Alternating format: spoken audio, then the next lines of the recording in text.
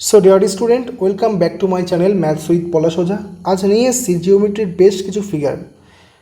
Exam point of view থেকে প্রত্যেকটা figure ভীষণ ইম্পর্টেন্ট। তো দেখো, প্রথম কি বলেছে, area and circumference of a circle. আমরা কি জানি, কোনো একটা বৃত্তের এরিয়ার ফর্মুলা হচ্ছে পাই আর স্কোয়ার, ঠিক আছে। আর সার্কামফারেন্স মানে কি, পরিধি। এটাকে আমরা বাংলায় অন্য ক্ষেত্রে পরিসীমা বলে থাকি, যেটার ফর্মুলা হচ্ছে 2 পাই আর মানে হচ্ছে রেডিয়াস। ওকে, আচ্ছা, রাইট সাইডে চলে আসো। Arc length and area of sector. Arc length মানে কি, এই যে ফিগারটা দেখতে পাচ্ছ, এটাও রেডিয়াস, এখান থেকে এটাও রেডিয়াস।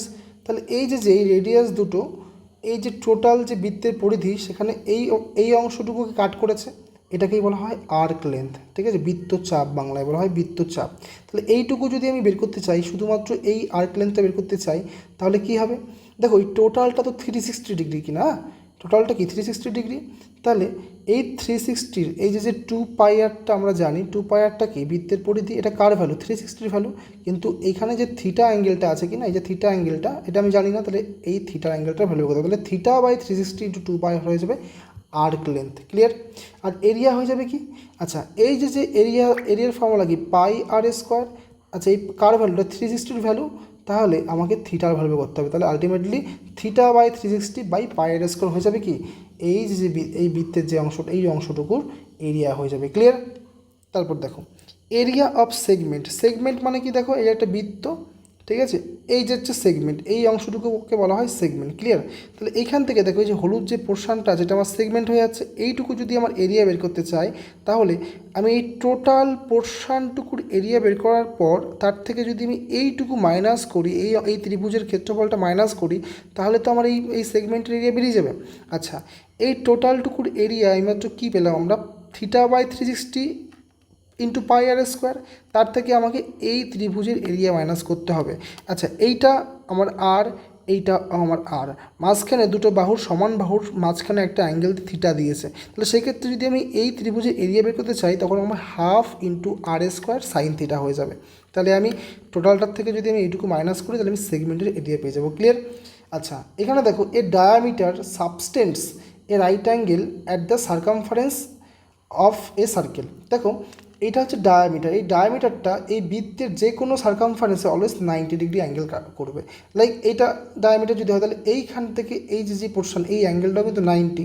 আচ্ছা, আমি যদি এখান থেকে এই টানি, তাহলে এইটুকুও কিন্তু আমার 90 হবে। এখান থেকে যদি আমি এই টানি, তাহলে এইটুকুও কিন্তু আমার 90 হবে। বোঝাতে পারছি?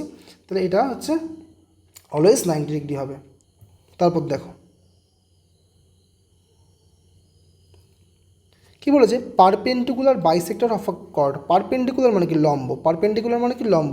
সাপোজ এটা একটা আমি সরল রেখা নিলাম। এই লম্ব মানে কি, যখন এটা 90 ডিগ্রি অ্যাঙ্গেল কাট করবে, বোথ সাইডে 90, এই পাশে 90, এই পাশে 90, তখন হবে পারপেন্ডিকুলার ডিস্টেন্স। মানে হচ্ছে তোমার বাংলায় কি বলে, সমদ্বিখণ্ডিত করা, ঠিক আছে।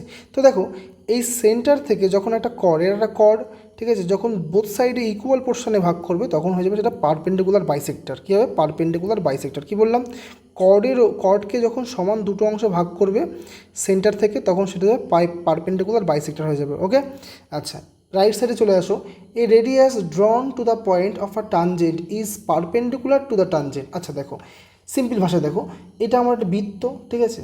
এই বৃত্তটা দেখতেই পাচ্ছি, এই সাইড মানে এর আউটসাইড দিয়ে যখন এই বৃত্তটাকে টাচ করবে কোনো সরল রেখা, তখন তাকে বলা হয়, তাকে স্পর্শক বলা হয়। ইংরেজিতে যাকে বলে ট্রানজেন্ট, মানে স্পর্শক।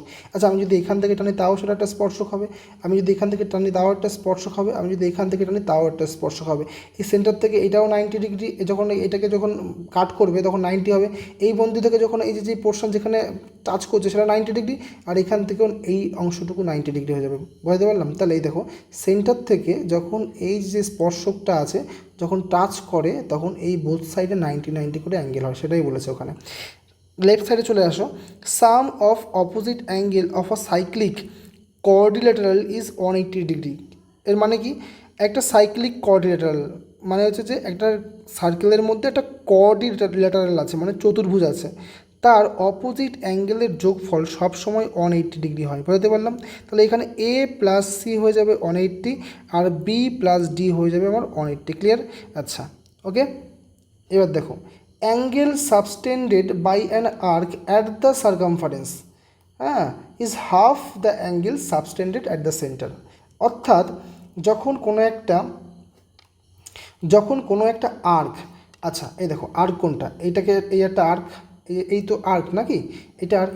যখন কোনো একটা আর্ক এর সেন্টারে থিটা ডিগ্রি অ্যাঙ্গেল তৈরি করে, থিটা ডিগ্রি, যেমন এখানে 2 থিটা দিয়ে আমি 2 থিটা দিয়ে ডিনোট করেছি, তখন এই আর্কটাই, ঠিক আছে, যখন সার্কামফারেন্সকে টাচ করবে তখন তার হাফ হয়ে যাবে, মানে এটা যদি 2 থিটা হয় এটা থিটা হয়ে যাবে। আচ্ছা আচ্ছা, এটা যদি আমি থিটা ধরতাম তাহলে এটা কী হবে, এটা থিটা বাই 2 হয়ে যেত, হাফ হয়ে যেত। এখানে যদি আমি 60 ধরি তাহলে এটা আমার কত হবে, 30 হবে। ক্লিয়ার, বুঝতে পারলাম? আচ্ছা, তাহলে এইখান থেকে যদি আমি ছবিটা এইভাবে আঁকতাম, সার্কামফারেন্স এখানেও তো হতে পারে, সার্কামফারেন্স টাচ করবে, সার্কামফারেন্স মানে কি পরিধি, তাহলে এই অ্যাঙ্গেলটাও কিন্তু আমার থিটাই হতো, বুঝতে পারলাম? আচ্ছা, আমি যদি এইখান থেকে এই যে তোমার ইয়ে আছে সার্কামফারেন্স, এখান থেকে যদি আমি টাচ করতাম তাও কিন্তু আমার কিন্তু থিটা ডিগ্রি হতো। অর্থাৎ সেন্টারের সাপেক্ষে ওর সার্কামফারেন্সে অলওয়েজ আধা হয়ে যাবে, মানে হাফ হয়ে যাবে। ক্লিয়ার? দেখো লাস্ট কী আছে, দেখো বলেছে angle subtended by the same arc. Same arc মানে কি, মনে করে এই যে আর্ক, এই সেম আর্কের কথাই বলেছে, অ্যাট ডিফারেন্ট পয়েন্ট মানে কি, কিসের উপর ডিফারেন্ট পয়েন্ট, সার্কামফারেন্সের উপর। সার্কামফারেন্স মানে কি, এই যে সার্কামফারেন্স পরিধি, এই যে সার্কামফারেন্স পরিধি না, তাহলে আর্ক ডিফারেন্ট পয়েন্টে, মানে এখানে হতে পারে, এখানে হতে পারে, এখানে হতে পারে, যে কোনো জায়গায় হতে পারে, ঠিক আছে, সবসময় একই সমান অ্যাঙ্গেল তৈরি করবে। তাহলে দেখো এখান থেকে এটা থিটা হয়ে গেল, এটা হয়ে যাবে থিটা, আচ্ছা এইটা হয়ে যাবে থিটা, এটা হয়ে যাবে থিটা, আর এটা হয়ে যাবে থিটা, বোঝাতে পারলাম? তাহলে যখন আর্কটা সার্কামফারেন্সে কোনো পয়েন্টকে টাচ করবে, যখন অ্যাঙ্গেল তৈরি করবে, যে কোনো জায়গায় হতে পারে, সেটা অলওয়েজ থিটা ডিগ্রি অ্যাঙ্গেল তৈরি করবে। ক্লিয়ার? তো এই ছিল আজকে আমাদের ইম্পর্টেন্ট বেশ কিছু জিওমেট্রিক ফিগার, ঠিক আছে। পরের দিন দেখা হবে আরও বেশ কিছু জিওমেট্রিক ফিগারের সাথে। ততক্ষণে পড়াশোনা করো, স্টাডি করো, আর যদি ভিডিওটা পছন্দ হয় অবশ্যই লাইক করো, শেয়ার করো, ওকে, কমেন্ট করে জানিও কেমন লাগছে। Thank you to all of you.